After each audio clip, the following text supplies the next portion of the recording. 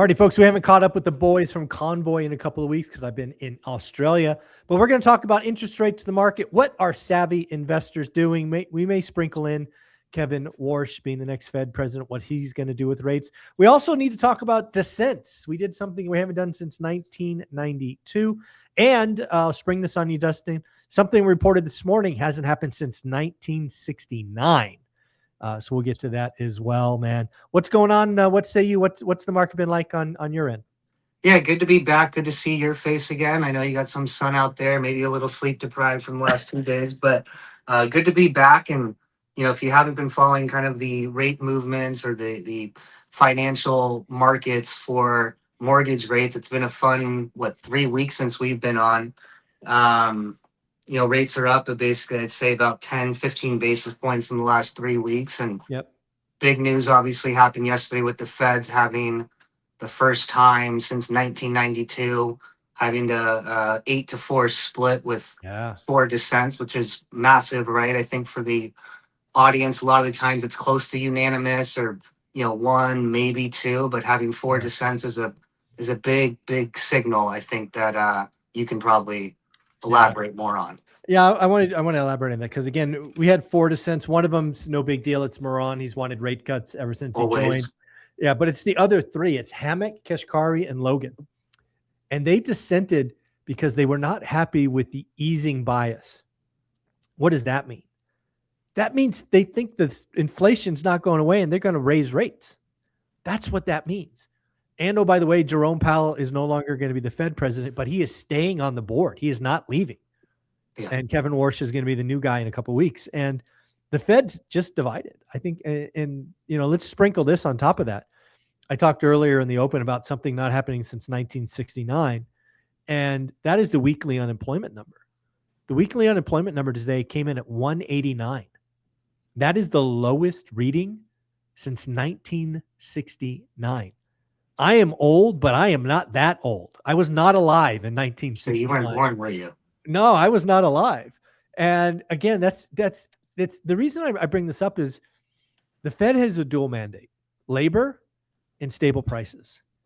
And if the labor market appears to be strong, right? Weekly unemployment, 189, that is not an environment you cut rates in. And then you have inflation from oil and all this other stuff and tariffs and blah, blah, blah. The next move, that's going to shock people. The next move might be up, not down. I think you nailed it right on the head because everything that you just said is clearly showing the divide that's currently happening amongst the Fed and the disagreement, that's happening is signaling in my mind, the early phases of the next rate cycle. Okay. And that's where a lot of people, I think, in this market currently lose out is they are waiting for the headlines or the news to be safe or certain, which everybody wants certainty if you're going to be, really investing or gambling on anything in the real estate market. But those that have been there long enough understand that waiting until the headlines are safe is only going to bring in the fact that more competition, the deals that were good are gone, right? And prices will adjust once that happens and the certainty is there. So I think it's an exciting time for somebody like you or one of your followers. Yeah, the savvy real estate investors never forget. 1, we want less competition. So we like it when people are afraid, especially home buyers. When home buyers are afraid, we smile because they're the biggest competition, right? Buying residential properties, the home buyers, 60 some odd, maybe 70% of the market. So if they're scared, I'm happy. Second, we want more choices. Inventory has been growing for 18 months in most markets, not all, but most markets. And then finally, when you get days on market growing, the motivated sellers grow. That's like the perfect recipe. And, we add on top of this the fact that rates might go up. That just means more and more people are going to pull back. And I'm excited because, again, I'm going to write disrespectful offers. I'm going to follow up 17 times. And, we'll see what happens. But that's what the savvy investors are doing. We're smiling in this market when everybody's afraid. We're not waiting for some all clear sign because when the all clear sign comes up, all the great deals are gone. And I'm laughing all the way to the bank. No, once again, nailed it on the head. And just from my desk, from what I am seeing, conversations me and John are having, in the last, I want to say 7 weeks, basically since, rates went up, Middle East obviously happened. The amount of purchases that we get, okay, from savvy investors, where now every single time it's, do I do a reduction in price? Do I do a credit towards closing costs? Do I do both? Because there's so much on the table. I don't Yes. know what the number is, but every single, I can't say every single purchase application that I've gotten, but maybe 95% of them It's going to be have those high. on the table. Okay. Yeah, And that's and again, huge. that didn't happen 3 years ago, right? This all clear market you guys are looking for is not, trust me, is not the market you want, because we have had 3 years of abysmal sales. What does that mean? That means there's 2, 3, 4, 6 million people that are waiting for the all clear sign. And if that comes, the party's over, right? Bigger Pockets sent out a post. I'll pull it up. The Bigger Pockets has a blog, or I don't know what it's called, not a blog. Forum or group or, Yeah, they sent out their weekly talking about, the subject was Bigger Pockets News, they called it. Investor sentiment dropped sharply is the subject. But in it, the third bullet is Michael Zuber says this is the best market in a decade. He's pulling $1 million. And oh, by the way, you and Jonathan helped me do that. Dollars in equity to buy more right now. But he also says this window won't last. That's these buyers markets are little windows of time, and we are in one, and I'm excited. yeah. And I know you've said it, we've said it, you've been waiting for these times for, Quite a the while. collapse and the frenzy of 2020 and 2021. There's gonna be a lot of bad operators that unfortunately got in, bottom at, Yeah. inflated, we'll say, ROIs, prices, Mm-hmm. market caps, etc. That now are going to be back listing as the seller because they can't operate it. You'll get a great Well, discount. even dude, it could be the bank. I don't know if you've seen what uh, Kevin. Why am I drawing a blank on his name? Ken McElroy. Yeah, Ken McElroy now is buying apartment buildings at 60% of debt. that's nuts. Debt, not the equity's gone. He's Yeah, buying it at 60. That's how bad this is going to get. The yeah, operators who overpaid it, when cap rates were 3.5 and they had 5% rent bumps every year in their perspective, they've lost. And now the party's over. And there's going to be guys like me and Ken and others that just snap stuff up at pennies on the dollar. It's going to be a lot of fun. no, I mean, I shouldn't say I love it for those that are losing a shirt on the properties Hey, that they dude, if bought you five, do a six bad deal, years, you're but supposed to lose. that's part of the game. That Yes, that that's the game, right? Not everybody can win if everybody's winning. As crazy exactly. as that sounds. Um, but yeah, what we've been seeing a lot, with our clients at Convoy is we're not, a lot of our clients don't call us just to quote rates, right? Mm, They're calling us to help time cycles, to get into products that will allow them to beat the rest of the market when the market shifts, such as, you know, DSCR loans with flexible prepays, or, cash out refis like you did, or taking down properties at 60% of debt with a bridge loan, yeah, stabilizing it themselves, and then getting a 30-year fixed loan with cash back out on top of it. exactly. Yeah. So knowing all of those tools, I think, is something that also is important. But this market is when you can use those tools, because when it's maybe 6 months, a year and a half from now, 2 years from now, and it's not that buyer's market, you Yeah. got 30-year fixed lowest rate and you're competing against first time home buyers. Everybody. Yeah. Exactly. And that's what you don't want. I don't want to compete with first time home buyers. That's what happened in 21 and 22. I don't want to be in that market where, the FHA buyer, the VA buyers don't win because there's too much competition.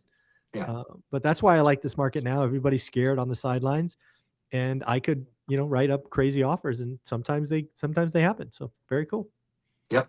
All right. I just want to bring it back just to the beginning that you brought up, because that was new to me. Since 1969, I think you said, Yep. 189 employment numbers. What's your actual, belief on that number, and how much do you think it, will portray or show in the future for what the Fed does or what our economy does? Well, so you know, the weekly unemployment number is awesome because we get it every week. Yeah. It's not like the monthly number that we get and we get 3 revisions. So I like the weekly unemployment number because I can watch it every Thursday at 5:30 a.m. Like, okay, where are we? Where are we? Where are we? And it decidedly broke lower. It is certainly not screaming job market collapsing. And, if you're Kevin Warsh and you're stepping into the big shoes and you've already got 3 Fed presidents saying inflation's a problem, there's no chance of rate cuts coming. In fact, you've really got to start to ask yourself if a rate hike. Now, again, the weekly unemployment number can be off, right? Next week, we could be back to 240 or 250. But dude, if we print another couple of numbers sub 200, you could take the rate cuts off the table, just completely off the table if we print a couple more of these back to back. And you think that that's possible, or when do you think we'll actually have Well, the next rate cut, if there is one? 2027? I don't think we're getting a rate cut this year at all. No, not this year. That's off the table to a degree. But well, let's play that. So let's ask this question. How would we have a rate cut this year? Okay, let's ask that question. I think we have to repeat the 1998 setup. So I think the Fed, probably at the next meeting or the one after, has to actually raise rates. And then what will happen is the economy will really grind to a halt because it's already under tremendous pressure. And then that will just kick us into a full-blown recession. 1998 is often quoted because they did a rate increase and then they went on a series of cuts. So in my opinion, the only way we get a rate cut is if we have a rate hike first. So yeah, I like it. That's what I think. So you're betting on a rate hike happening before a rate cut happening? I mean, yes, I think if you're telling me that, I think the next move is up, not down.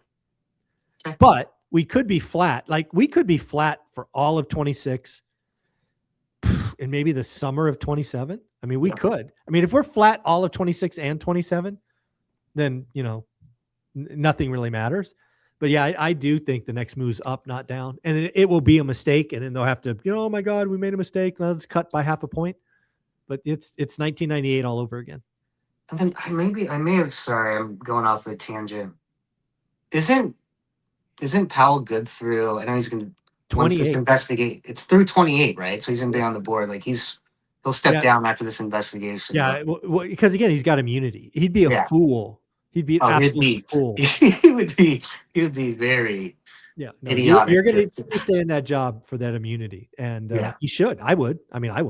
Yeah. So, yeah. But yeah, let's be clear. Trump wants him out. So the DOJ is going to put this in a drawer and make it go away. Then he'll leave, and go write, papers and speaking gear. And then Trump will get to nominate somebody else. So win-win for him. So that's what's coming. So I agree. Where can people come to Convoy, the really sophisticated investors looking to take advantage of this buyer's market? What do they do? So go to our website, convoyhomeloans.com. Click the button to say where you came from, mention ORAT, or I think on the bottom line of this, we actually have a webpage dedicated for ORAT. So convoyhomeloans.com/ORAT. That's awesome. I love the fact that you have that /ORAT.